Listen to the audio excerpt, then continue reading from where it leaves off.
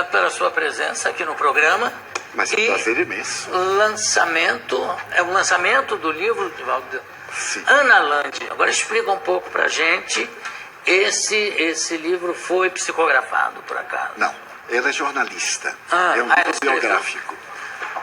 Ela passou uma temporada conosco, procurou acompanhar as nossas atividades sociais, também as atividades mediúnicas. A editora Bela, perdão. Exatamente. Ela Depois, então, seguiu... ela elaborou o livro, publicamos no ano passado, ela publicou aqui na Saraiva, demos autógrafos. Sim. E agora temos o prazer de estar com você. Imagina, o prazer aqui. Grande prazer. É todo meu. Quando é que você começou a sentir essas manifestações de espíritos, vamos chamar de espíritos, por falta de encontrar um nome mais apropriado, né? Manifestação ou espírito, enfim. Quando é que começaram a se manifestar através de você? Quando eu contava 4 anos, nossa família é muito católica, no interior da Bahia, em Feira de Santana, eu estava brincando na sala e se adentrou uma senhora estranha e me disse: chama Ana, que é minha mãe. Eu achei natural, chamei minha mãe, que estava na cozinha, e quando ela veio, eu digo: tem aqui uma senhora que lhe quer falar. E minha mãe, não percebendo o caso, me reclamou, pensou que era uma brincadeira, me puxou a orelha, que naquele tempo podia, né? Agora não pode mais, e se voltou para a cozinha. Então a senhora disse: Di, que é meu nome de família, chame Ana, diga que é Maria Senhoria, eu sou sua avó. Mas eu não entendia nada disso aos 4 anos. Meus avós, todos 4, já haviam morrido, eu não sabia. Eu voltei a chamar minha mãe. Quando ela veio, eu digo: olha, a mulher está dizendo que é Maria Senhorinha e quer falar com a senhora. Minha mãe teve um choque, porque ela nunca havia falado o nome de sua própria mãe. Quando ela nasceu, a mãe morreu de infecção puerperal e ela foi atendida por uma irmã mais velha. Ela ficou assustada: mas como você sabe isso? Eu digo: a senhora está aqui. Mas ela não havia. Então me pegou e levou à casa da minha tia e disse: esse menino enlouqueceu, ele está dizendo que mamãe está lá. Minha tia então perguntou como é que era ela. Eu lembro vagamente. A saia arrastava, tinha algo na cintura e chamou minha atenção qualquer coisa que tinha aqui. Quando eu descrevi, minha tia disse: olha, é mamãe, porque esse é um camafeu que eu coloquei no seu cadáver. Então procure saber o que é que ela quer. E as duas ficaram com medo, me deixaram Procure saber o que é que ela... Vai lá. Vai lá. Jogaram o pobre do órfão.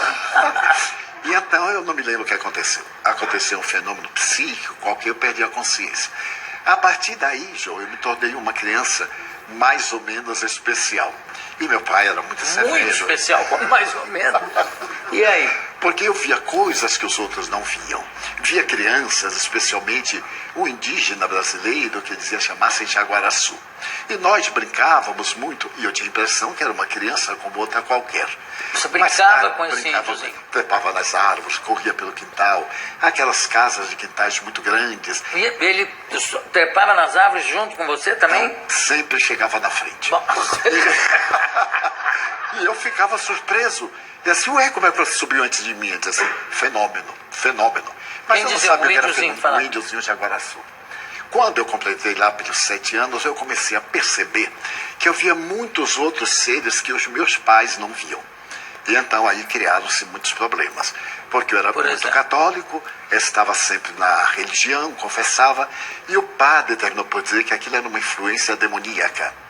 Que o demônio estava desejando... Essas influências são sempre consideradas demoníacas. É uma coisa absurda, não é? Porque nunca me havia proposto nada negativo. E então me exigia que eu tivesse uma vida reta. Aos 7 anos eu tinha mais do que reta. Não podia ter uma vida oblíqua naquela oportunidade. E então ele disse: olha, ore muito. E eu orava. Quanto mais orava, piorava. Porque eu me concentrava, entrava num mundo psíquico mais forte. Por fim, aos 12 anos eu briguei com Deus. Porque eu disse para ele: você não aguenta o diabo, como é que eu vou aguentar? Se você que criou o diabo não aguenta, como é que eu vou aguentar? Faço de tudo, oro, confesso, comungo. Nesse ínterim eu adoeci. Morreu um irmão meu e eu fui ver, ele estava caído no meio da rua e eu tive um impacto muito grande. Voltei para casa, avisei os meus pais e fiquei sentado. Naquele tempo não haviam necrópolis nem nada no interior da cidade, só havia um médico. Ele foi levado para sua casa, que era casado e morava perto de nós. E então, mais ou menos às 8 da noite, minha mãe disse assim: meu filho, vamos fazer o velório, vamos orar o terço de Nossa Senhora. Nós tínhamos uma mesa muito grande, porque nós éramos 13. E então, aquela mesa, 2 bancos. 13 filhos. 13 filhos. Com meu pai e minha mãe, 15. Era assim, muito tranquilo. É, Era o primeiro vendo. laboratório da minha vida. É. Então, naquele momento, eu me quis levantar e não pude. Tentei outra vez e não pude. Quando minha mãe me puxou, eu caí. E então foi chamado o médico, ele disse: é um trauma. Foi o choque. Se ele tomar outro choque, ele fica bom. Meus irmãos eram muito inteligentes e me aplicaram o choque elétrico. Não sabiam que era um choque psicológico. E então eu não morri porque eu não estava no programa. Então me assustavam essa coisa do interior. Por fim, no dia 5 de dezembro de 1944, foi levada à nossa casa uma senhora. Ela me olhou detidamente e disse: mas este menino não tem nada. Eu digo: nossa, que surra que eu vou tomar. Eu estava ali acamado desde o dia 23 de junho até 5 de dezembro. Meu pai era do temperamento da psicologia. E lá em casa nós tínhamos um psicólogo pendurado atrás da porta. Qualquer coisa tinha uma sessão de psicoterapia e a gente ficava ótimo, sem recalque, sem conflito, sem nada. Agora, me desculpe, eu estou fazendo cálculos aqui pelas datas que você está me dizendo. Desculpe a minha brutal falta de sensibilidade ou de educação, mas com quantos anos você está? Que idade você tem? 89. Se a gente passar a mão e você pega isso, não? Não, mas eu transfiro com muito prazer para você. O restante que eu vendo, nós dividimos. Olha que louco. Podemos fazer uma boa parceria. 89. 89 anos já de 90 idade. quando é? 5 de maio.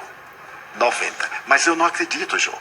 De vez em quando eu olho a certidão de idade, deve ter algum engano. Porque eu não sinto nada. Sinto um prazer imenso de viver. Porque, sendo espírita, eu descobri o milagre da vida. O milagre da vida é a alegria de viver.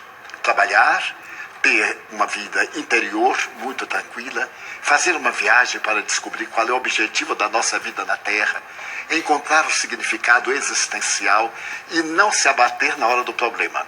Problemas todos nós os temos e eles nos chegam como convites ao amadurecimento espiritual e moral.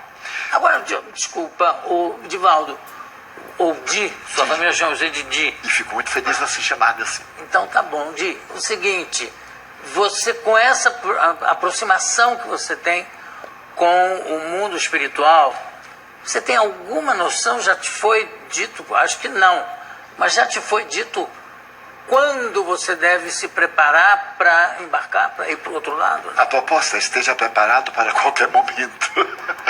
Porque Jesus havia dito que a hora nós não sabemos. Não pode saber. Mas eu tive uma parada cardíaca há 30 anos. E tive a chamada quase morte. Então eu vi-me fora do corpo. Fui levado para fazer exames e praticamente estava morto. Voltei. Quando eu voltei, eu tive um infarto.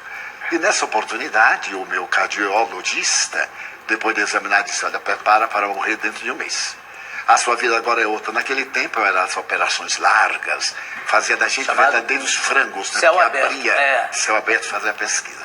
E ele disse: olha, Edivaldo, se você tiver o maior repouso